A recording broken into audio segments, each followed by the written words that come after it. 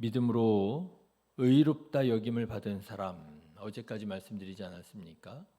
믿음으로 의롭다 여김을 받은 사람, 하나님과 바른 관계를 맺고 있다 인정받고 바로 그것이 구원이지요. 구원받은 우리 사람들이 어떻게 살아가야 하는지에 대한 말씀입니다. 여러분, 의롭다 인정받은 사람은 어떻게 살아가야 할까요?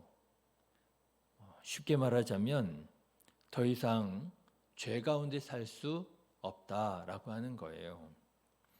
어제도 말씀드렸습니다만 탕자가 다시 아들로 받아들여졌다면 아무런 자격 없지만 정말 공로 없지만 그저 사랑으로 그저 은혜로 다시 아들의 지위를 회복받았다면 너는 내 아들이다. 죽었다가 내 아들이 다시 살아왔다. 인정받았다면 그러면 여러분 이제 어떻게 살아가야 돼요? 다시는 이전의 실수, 이전의 죄악을 범하지 않고 아버지의 말씀에 순종하고 아버지를 사랑하며 그 아들 된 도리를 다하면서 살아가야 하지 않겠습니까? 다시 죄 가운데 있을 수 없다라고 하는 거예요. 사랑하는 성도 여러분, 다시는 죄를 짓지 않고 우리의 아버지 하나님 되시는 하나님께 찬양과 영광으로만 살아가게 되시기를 주님의 이름으로 축원합니다. 그게 구원받은 우리 자녀된 우리가 마땅히 살아가야 할 삶의 방식이라고 하는 거죠. 자, 그런데 여러분 어떻습니까? 우리가 믿음 안에서 이 사실을 받아들이고 그래, 내가 이제는 정말 다시는 죄짓지 말고 하나님의 말씀에 불순종하지 않고 내가 이제 정말 자녀된 도리로 하나님 말씀 쫓아 살아가야지, 믿음으로 살아가야지, 사랑으로 살아가야지, 여러분 다짐하고 또 다짐해보지 않으셨습니까? 그런데 어때요? 안타깝게도 아무리 죄를 짓지 않으려고 해도 우리는 또다시 죄를 짓게 되더라 하는 것입니다. 가끔 이런 말씀을 드리면 불쾌하게 생각하시는 분들이 계시는 것 같아요. 내가 무슨 죄를 그렇게 지었다고 자꾸만 죄를 지었다고 그렇게 말하느냐. 나는 그렇게 죄 지은 거 없다. 그런데 여러분, 만일 그리스도인인데 내가 하나님을 믿고 내가 예수님을 정말 나의 주님이라고 고백하는데 그런데 이런 마음, 내가 무슨 그렇게 큰 죄를 지었다고 자꾸만 죄인이라 그래.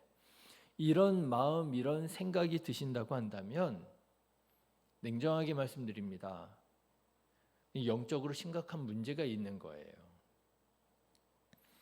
여러분 교도소에 한번 가보십시오. 자기가 교도소에 갇힐 만큼 큰 죄를 지었다고 말하는 사람이 얼마나 될까요? 다 이유가 있고 사정이 있지 않겠습니까? 어쩔 수 없었다고. 아마 당신이라도 나처럼 하지 않을 수 없었을 거라고. 변명과 핑계가 100가지는 되지 않겠습니까? 그러면서 나는 그렇게 큰 죄를 짓지 않았다고 그러지 않겠습니까? 네, 자기는 죄를 짓지 않았다 하는 분은 어떤 분이냐? 죄에 대한 정의에 대한 감수성이 많이 떨어지는 분인 거예요. 하나님의 영광이 기준이 되지 못하고 자기 형편이 기준이 되고 자기 느낌이 기준이 될 때 내가 그렇게 죄인인 것 같지 않은 것 같은 거예요. 그런데 여러분, 하나님의 영광이 기준되어 보십시오. 누구도 하나님 앞에서 나는 죄 없다 얘기할 수 있는 사람이 없을 것입니다. 그런데 하나님이 기준이 되시니까 이게 영 불편한 거예요. 자기 윤리 도덕적 기준으로 살아갈 때에는 나름 나는 괜찮은 사람인 줄 알았는데 그런데 하나님을 기준으로 삼고 나 자신을 돌아보니까 내가 죄인인 거예요. 얼마나 불편해요. 얼마나 찔려요. 더군다나 하나님께서 나를 사랑으로 구원하시기 원하신다라고 하는 이 복음을 믿고 하나님께 의롭다, 하나님과 바른 관계를 맺고 있다 인정받고 구원받았다라고 하는 이 사실을 기쁨으로 인정하고 받아들였다가도 그래서 이제는 죄를 짓지 않고 거룩하게 경건하게 살고 싶은 그런 소원이 내 안에 있는데도 불구하고 내가 또다시 죄를 짓고 똑같은 죄를 짓고 살아가는 것을 깨닫게 되었을 때 여러분 얼마나 불편해요. 이게 문제입니다. 내가 죄가 없는 줄 알았는데 나름 괜찮은 사람인 줄 알았는데 그런데 내가 죄인이라는 사실을 깨닫게 되니까 이게 너무 불편하고요. 그래도 은혜로 구원받았다고 해서 그래도 감사하고 기쁨으로 내가 다시는 죄를 짓지 말아야지 했는데 똑같은 죄를 또 짓더라고 하는 거잖아요. 이게 너무 불편한 거예요. 복음이 진리가 우리를 자유케 하리라 하나님 말씀하셨는데 이게 자유가 아니라 구속이 되고 찔림이 되고 불편이 되더라라고 하는 거예요. 그런데 여러분 아마도 이런 고민 가운데 있는 우리를 사도 바울이 잘 이해하고 있었던 모양입니다. 여러분 사도 바울은 이렇게 끊임없는 죄의 정죄로 인해서 고통당하는 우리 사람들에게 오늘 아주 주목할 만한 한 가지 표현을 하는 것을 보게 됩니다. 그게 바로 죄에 대하여 죽었다라고 하는 표현이에요. 자, 여러분 2절 말씀 한번 보실까요? 같이 읽겠습니다. 그럴 수 없느니라 죄에 대하여 죽은 우리가 어찌 그 가운데 더 살리요. 예, 하나님을 믿은 사람이 죄를 더 지을 수 있겠느냐? 그럴 수 없다는 거예요. 우리는 이제 죄 지을 수 없다는 거예요. 여기까지만 읽으면요 불편해요. 부담스러워요. 나는 또 죄를 짓는데. 그런데 여러분 사도 바울은 이렇게 말합니다. 그럴 수 없느니라 죄를 지을 수 없다. 그런데 왜 죄를 지을 수 없다고요? 우리가 죄에 대하여 죽었기 때문이라 라고 하는 거예요. 죄에 대하여 죽었기 때문이라. 여러분 별 생각 없이 읽어보면 그거나 죄를 짓지 말아라라고 하는 말이나 똑같은 말처럼 들립니다. 죄에 대하여 죽은 우리라고 하는 말이나 야 너희들 죄 지으면 안 돼라고 하는 말이나 그 말이 그 말인 것처럼 들려요. 그렇지만 조금만 주목해 보면 이게 완전히 다른 말이라고 하는 것을 깨닫게 됩니다. 여러분 죄를 짓지 마라. 믿음으로 의롭다 하심을 받은 너희는 다시는 죄 지으면 안 돼. 여러분 이렇게 말하면 어때요? 부담이 엄청나잖아요. 불가능한 말이잖아요. 어떻게 죄를 안 짓지? 알고 지은 죄뿐만 아니라 모르고 지은 죄 얼마나 많습니까? 제가 목회를 하면서 정말 처절하게 깨닫는 것 중에 하나가요. 우리 그리스도인들이 죄를 참 많이 지어요. 그런데 그 그리스도인들이 짓는 죄의 대부분이 뭔지 아십니까? 소위 말하는 모르고 지은 죄들이더라고요. 알고서 그렇게 죄를 못 지어요. 그런데 모르고 그렇게들 죄를 짓더라고요. 그 죄들이 어떤 죄냐면요. 이런 거예요.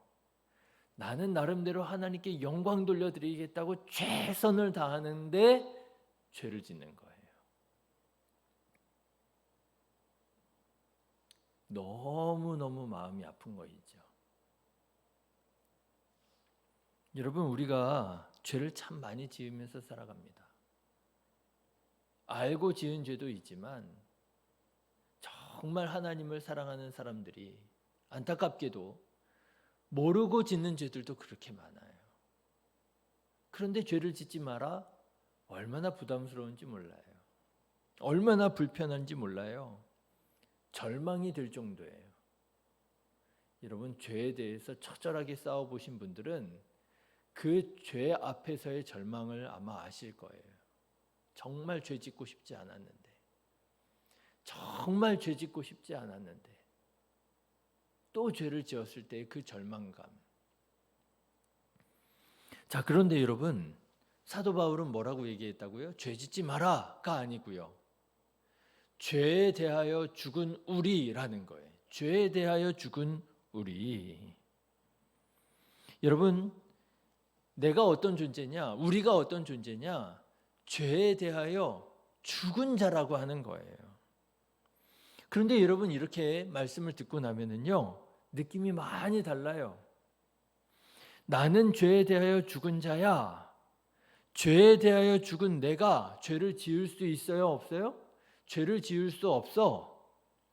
이 사실을 믿음으로 받아들이는 거예요. 내가 죄를 짓지 않으려고 애쓰고 노력하는 것이 아니라 나는 죄에 대하여 죽은 자라고 하는 이 사실을 받아들이는 거예요. 그냥 믿음으로 받아들이는 거예요. 내가 할 수 있느냐 없느냐의 문제가 아니에요. 나는 죄에 대하여 죽은 자라고 하는 이 사실을 믿음으로 그냥 받아들이고, 그리고 이 사실을 생각하는 거예요. 죄에 대하여 죽은 내가 죄를 지을 수는 없지.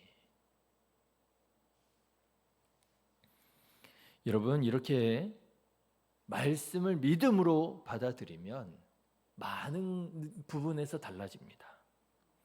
나는 하나님에 대하여 산 사람이라고, 나는 하나님을 바라보면서 살 것이고, 나는 하나님을 묵상하면서 살아갈 것이라고, 나는 하나님에 대하여 산 사람이고 죄에 대하여는 죽은 자라고 하는 이 사실을 믿음으로 받아들이면 우리 안에서 변화가 일어나게 된다라고 하는 거예요. 어떤 변화요?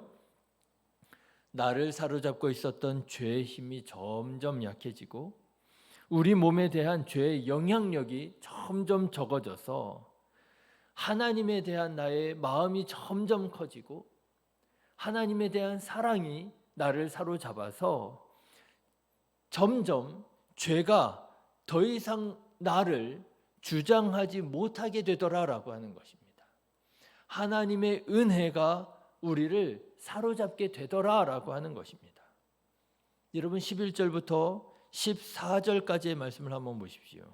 11절부터 14절 같이 읽어보겠습니다. 시작. 이와 같이 너희도 너희 자신을 죄에 대하여는 죽은 자요 그리스도 예수 안에서 하나님께 대하여는 살아있는 자로 여길지어다. 그러므로 너희는 죄가 너희 죽을 몸을 지배하지 못하게 하여 몸의 사욕에 순종하지 말고 또한 너희 지체를 불의의 무기로 죄에게 내주지 말고 오직 너희 자신을 죽은 자 가운데에서 다시 살아난 자 같이 하나님께 드리며 너희 지체를 의의 무기로 하나님께 드리라.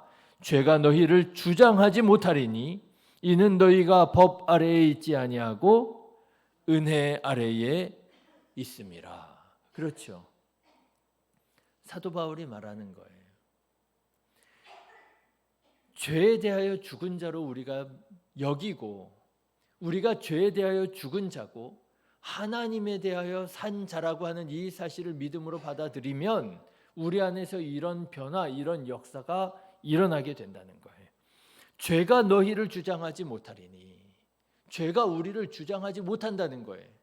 우리를 주장하고 있었던 죄의 힘이 점점 약해진다는 거예요. 하나님의 은혜의 능력이 우리 안에서 점점 커진다는 거예요. 사랑하는 성도 여러분, 믿으시기를 주님의 이름으로 축원합니다. 내가 죄를 짓지 않을 수 있나요? 안 되더라고요.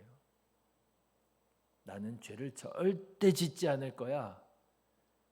그렇게 결심할 때, 그렇게 생각할 때는요, 또다시 죄를 짓는 나를 발견하고 실망하고 무너지게 되더라고요. 그런데요, 죄에 대하여 죽은 나는 죄에 대하여 죽은 자야. 하나님에 대하여 산 사람이야. 이 사실을 믿음으로 묵상하고 받아들이면은요, 내가 단번에 죄를 짓지 않는 완벽한 사람이 될 수는 없지만 우리 안에서 이런 변화들이 일어나게 되더라고 하는 것입니다. 사랑하는 성도 여러분, 이런 변화가 우리 안에서 일어나게 되시기를 주님의 이름으로 축원합니다.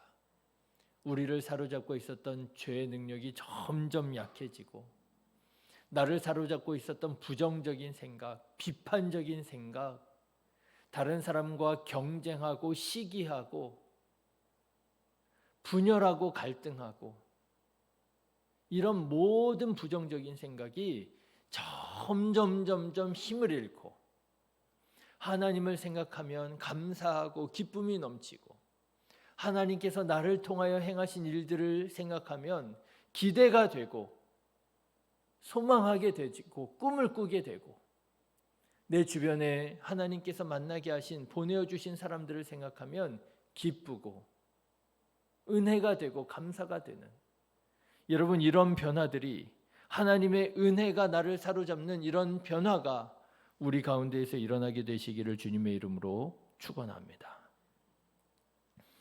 하나님을 믿는 우리는요, 이런 사실을 받아들이는 거예요. 믿음으로 의롭다 하심을 받은 우리는요, 하나님과 바른 관계를 맺고 있는 우리는요, 이런 마음으로 살아가는 거예요. 내가 아니에요. 내가 아니라 말씀으로, 내가 아니라 믿음으로. 그러면 우리 성령 하나님께서 우리 안에서 역사하시고 우리를 서서히 변화시키셔서 마침내 예수님의 사람으로, 마침내 성령의 사람으로 놀랍게 변화시켜 주시는 것을 우리가 스스로 경험하면서 살아가는 것이죠. 마지막으로 17절, 18절의 말씀을 우리 같이 한번 읽으면 좋을 것 같아요. 17절, 18절. 여러분 같이 한번 읽어보실까요? 시작. 하나님께 감사하리로다. 너희가 본래 죄의 종이더니 너희에게 전하여 준 바 교훈의 본을 마음으로 순종하여 죄로부터 해방되어 의에게 종이 되었느니라. 이런 변화의 역사가 일어나게 되시기를 주님의 이름으로 축원합니다. 기도하겠습니다.